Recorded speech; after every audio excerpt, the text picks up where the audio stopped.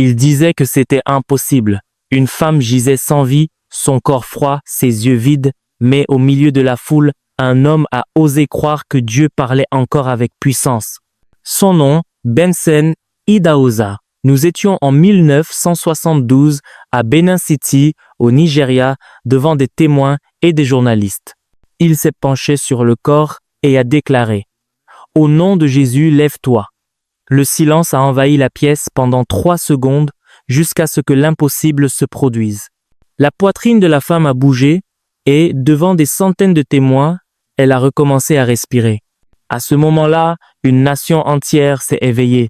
C'était comme si la foi, longtemps enfouie sous des siècles de peur et de pauvreté, était ressuscitée avec elle. À partir de ce jour, les foules ont commencé à remplir les églises. Les miracles se sont multipliés et le nom de Jésus a résonné dans les villages, les universités et même dans les couloirs du pouvoir. Mais avant de continuer, dites-nous d'où vous nous regardez. Et si cette histoire fait brûler votre cœur, abonnez-vous maintenant. Chaque semaine, nous racontons les histoires d'hommes et de femmes qui ont embrasé le monde avec une foi vivante. Restez jusqu'à la fin, car ce que Dieu a fait ce jour-là n'était pas seulement un miracle, c'était le début d'un mouvement qui allait transformer une génération entière. Car le même Dieu qui a ressuscité cette femme enflamme encore les cœurs. Le soleil africain brûlait les routes de terre de Benin City au Nigeria. L'air était sec et le garçon courait pieds nus, esquivant les pierres, apprenant déjà à endurer la douleur. Son nom était Benson, le 8e de 9 enfants. Il est né en 1938 dans un Nigeria encore sous domination britannique, une terre où la pauvreté et la superstition marchaient main dans la main. Son père, John Idahosa, disait que ce garçon ne survivrait pas. Lorsque Benson est tombé malade alors qu'il était nourrisson, son père a dit à sa mère de le laisser mourir. « Nous avons déjà trop d'enfants », disait-il. Mais sa mère, Sarah, a refusé d'abandonner. Elle a enveloppé le petit corps dans un tissu et a prié. Elle a demandé à Dieu de le laisser vivre et il a vécu. Des années plus tard, Benson dira que ce fut le premier miracle de sa vie. Il a grandi entouré de poussière et de silence.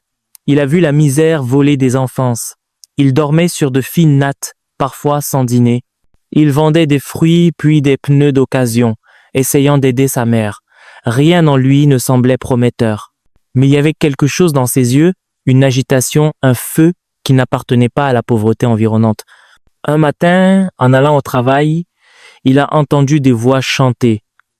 Le son venait d'une petite église au toit de tôle, presque cachée parmi les cabanes. Il s'est arrêté. Le chant disait « Jésus est la réponse pour le monde d'aujourd'hui ».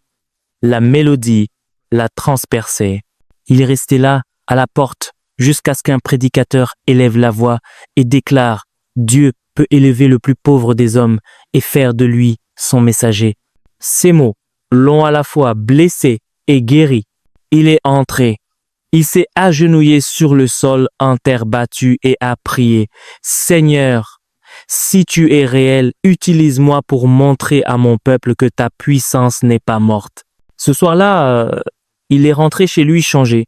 Il a dit à sa mère « Aujourd'hui, j'ai donné ma vie à Jésus. » Elle a souri, mais son père a explosé de colère. « Tu veux faire honte à notre famille ?» Et il l'a mis à la porte. Pendant des jours, Benson a dormi sur les marches de l'église. Des frères en Christ lui donnaient du pain et du café. Il a dit plus tard que c'était ses jours de gloire, car c'est là qu'il a appris à prier jusqu'à ce que le sol tremble. Sa foi était simple, presque enfantine. Il lisait la Bible et croyait chaque ligne. Un jour, il est tombé sur Marc 11, verset 23. « Quiconque dira à cette montagne, ôte-toi de là et jette-toi dans la mer. » Il a couru dans la cour, a pointé un palmier du doigt et a crié « Je crois, l'arbre n'a pas bougé. » Benson a ri. « Seigneur, le problème ne vient pas de toi, il vient de moi. Apprends-moi à croire pour de vrai. » À partir de ce jour, il a commencé à se réveiller avant le lever du soleil.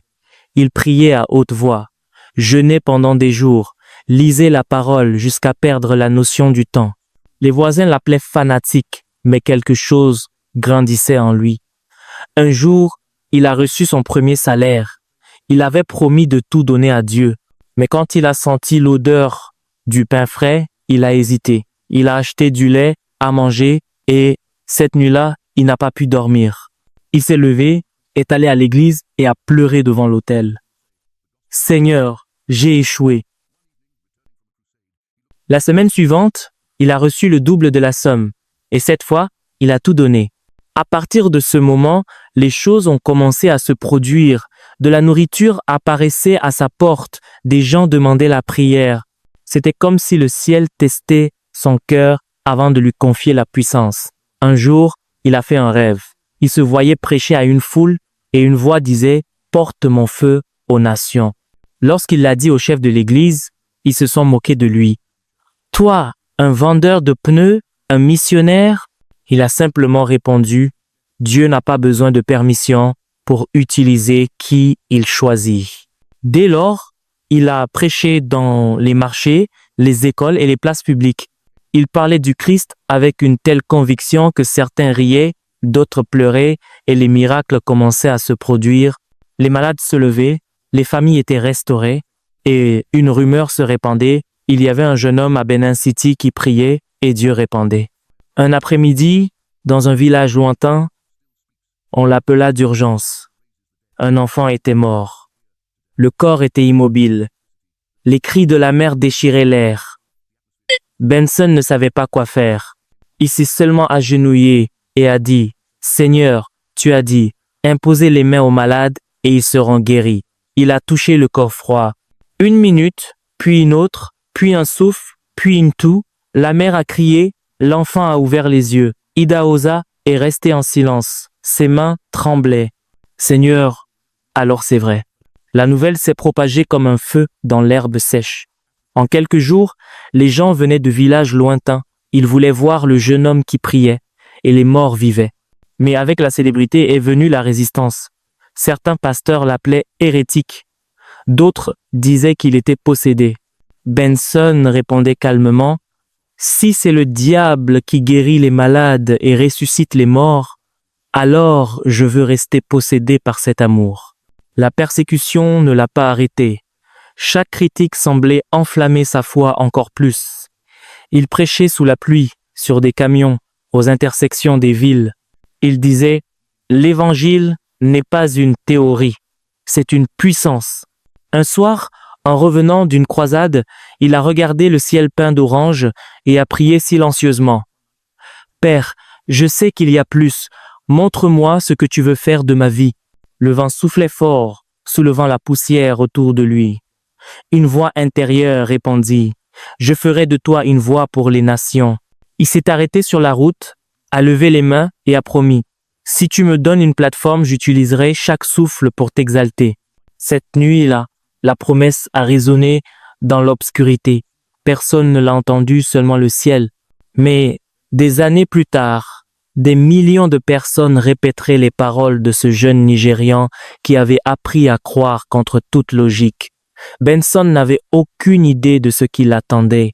Il ne savait pas que bientôt ses prières ne résonneraient plus seulement dans de petites églises en bois, mais seraient entendues par des multitudes à travers les émissions de télévision nationale.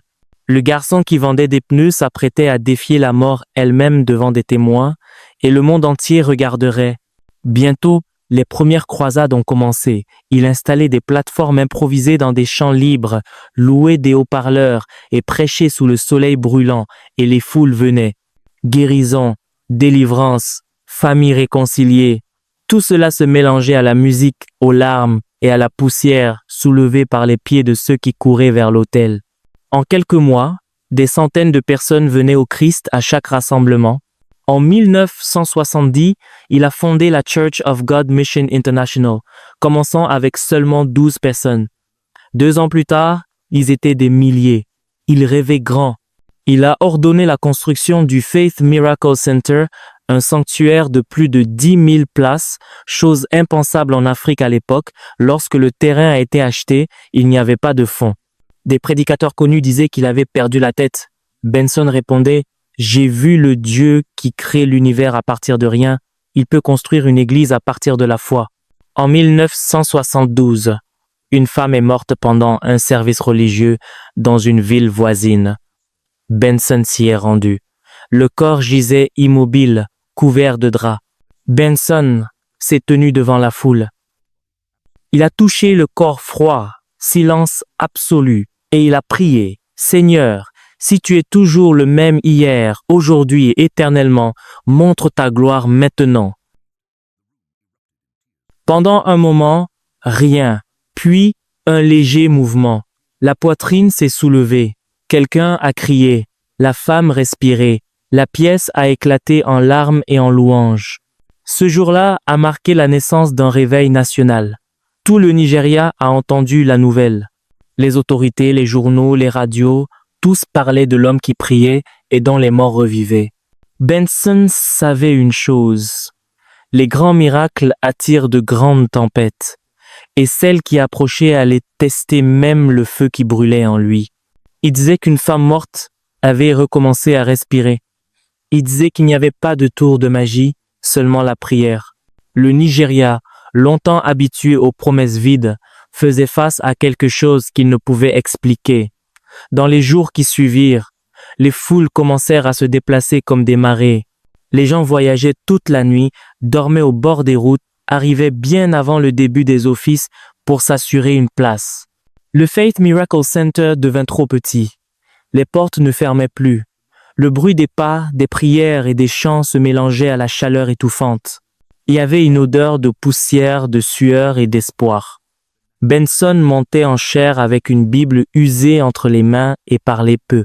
Il n'avait pas besoin de dire grand-chose. L'atmosphère était déjà pesante. Lorsqu'il priait, le silence s'installait comme un commandement invisible. Des hommes forts pleuraient. Des femmes s'agenouillaient. Des jeunes abandonnaient leurs addictions sur le champ, les mains tremblantes. Et les miracles devinrent trop fréquents pour être ignorés. Les aveugles voyaient. Les sourds entendaient. Les corps, marqués par de longues maladies, réagissaient comme une terre sèche après la pluie. Les retransmissions commencèrent, d'abord locales, puis nationales. Pour la première fois, des services religieux étaient suivis dans les salons, les bars, les casernes militaires.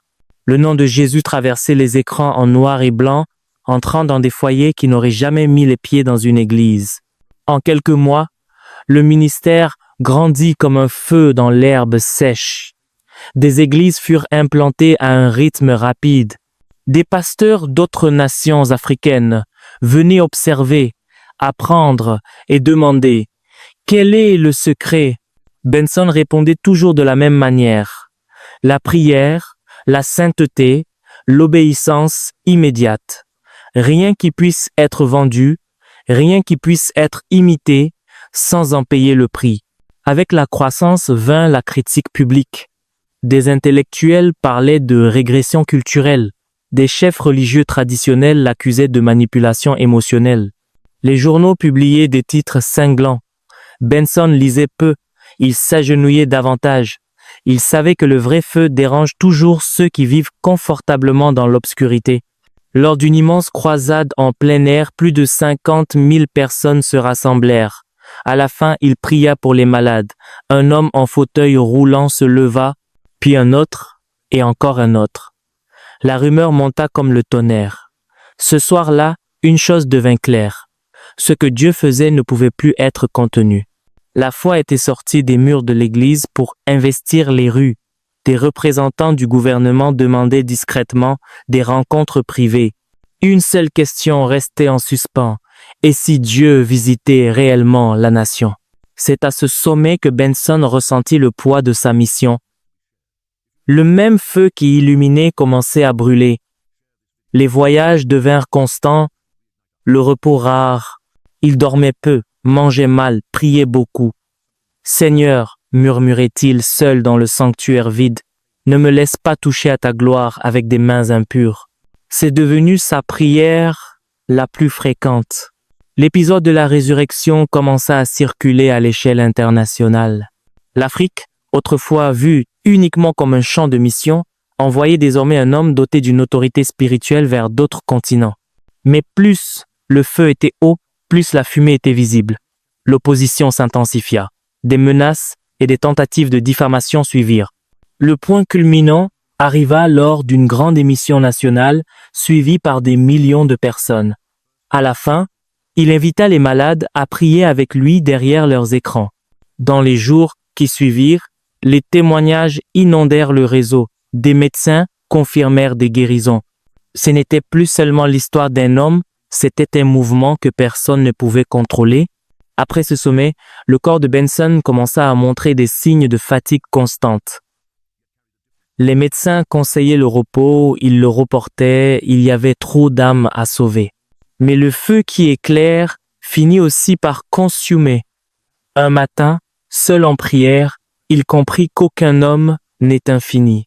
Il pleura, non pas de désespoir, mais de reddition. Seigneur, que ton feu me survive. Lorsqu'on apprit sa mort en 1998, un silence sacré envahit le Nigeria. Les églises ouvrirent sans musique. Le pays avait perdu un père spirituel. Mais le feu ne s'éteignit pas. Benson n'avait pas construit quelque chose qui dépendait de sa seule présence. Il avait formé des leaders et enseigné des principes qui survivent au temps. La prière avant les applaudissements, l'obéissance avant la visibilité. Aujourd'hui, l'héritage de Benson Idahosa ne se mesure pas en chiffres, mais dans l'exemple d'une vie qui n'a jamais négocié son obéissance. Et maintenant, l'histoire se tourne vers vous. Peut-être que votre vie vous semble petite, ordinaire ou invisible.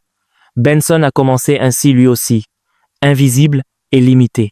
La question n'est pas ce que Dieu a fait à travers lui, mais ce que Dieu désire encore faire à travers ceux qui acceptent de rester. Si cette histoire a touché votre cœur, écrivez simplement « Seigneur, je suis disponible ». Peut-être que ces mots rallumeront la foi de quelqu'un de fatigué. Priez pour que ces histoires atteignent ceux qui sont trop épuisés pour demander de l'aide, car la vie de Benson Idahosa nous enseigne une chose simple. Dieu ne soutient pas ceux qui courent le plus vite. Il soutient ceux qui obéissent sans négocier. Que votre faiblesse vous pousse à genoux, car lorsque quelqu'un reste fidèle, Dieu reste fidèle aussi. Le feu brûle encore. Chers abonnés, si ces histoires fortifient votre foi et que vous souhaitez nous aider à continuer cette mission, votre soutien est précieux. Pour nous aider à produire plus de contenu de qualité, vous pouvez faire un don via Orange Money, TapTapSend ou Western Union en utilisant les coordonnées affichées. Vous pouvez aussi nous envoyer un message directement au numéro qui s'affiche à l'écran. Que Dieu vous bénisse abondamment.